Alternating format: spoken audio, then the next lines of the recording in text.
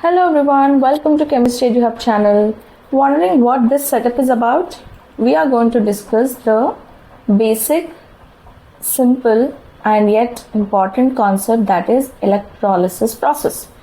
So what is electrolysis? It is the breaking, lysis is the breaking of any substance into its simple components using electricity. That is called electrolysis. And now for this we need a beaker.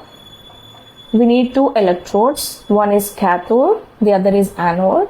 We need an electrolyte. Electrolyte, here we are considering water.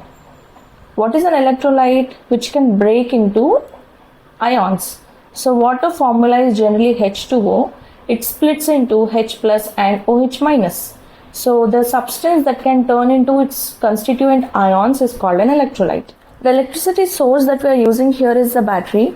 We know that battery has positive and negative terminals. So anode is considered to be the positive electrode because here oxidation takes place. What is oxidation? Loss of electrons. If an element or the ion or the species loses electrons, that process is called oxidation. Whereas at cathode, reduction takes place, that is the gain of electrons. So oxidation and reduction takes place simultaneously, and these two processes should take place in a given reaction, and hence together such reactions are called redox reactions. So the breaking of water into H2 and O2 gases is a redox reaction. So generally at cathode is a negative terminal, so positive ions move towards the cathode and negative ions move towards the anode because the oppositely charged ions attract. So negatively charged cathode will be connected to the negative terminal of the battery and positively charged anode will be connected to the positive terminal of the battery. So with this, the electrolysis setup is done, and the process, the basic principle is nothing but the redox reaction happening with the help of electricity. So basically the electrical energy will be converted into chemical energy in the electrolysis process. So when the battery is connected, we see the electricity passing from the positive terminal to the anode, and the redox reaction always starts with the anode because if something is there to lose electrons, only then the other electrode or the species can take up the electrons. So we see the water molecule turning into oxygen and losing electrons. So we see the oxygen bubbles rising from the water electrolyte, and also the electrons will be released here. Those electrons will be taken by the water molecule, and hence that leads to the formation of hydrogen gases in the form of bubbles. So in the water, how can you identify the gas bubbles releasing?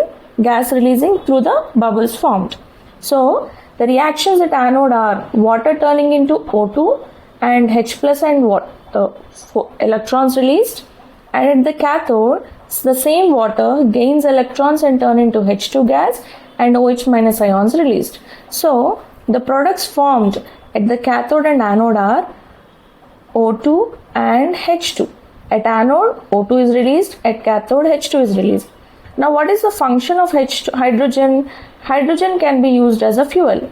And what is the function of oxygen? Oxygen is mainly the supporter of life, or for every living organism to be alive, oxygen is the main source. So this is not just the electrolysis that you study for the 10th class or any exam. This process is mainly used in the everyday life, in the electroplating. We use it for the hydrogen fuel process.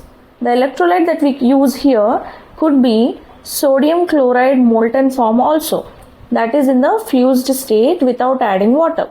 So then the products obtained could be the sodium pure metal and chlorine gas. So sodium will be formed at the cathode and chlorine will be formed at the anode. Now based on this knowledge, can you give me one real life example where electrolysis can be used, please comment down in the comment section.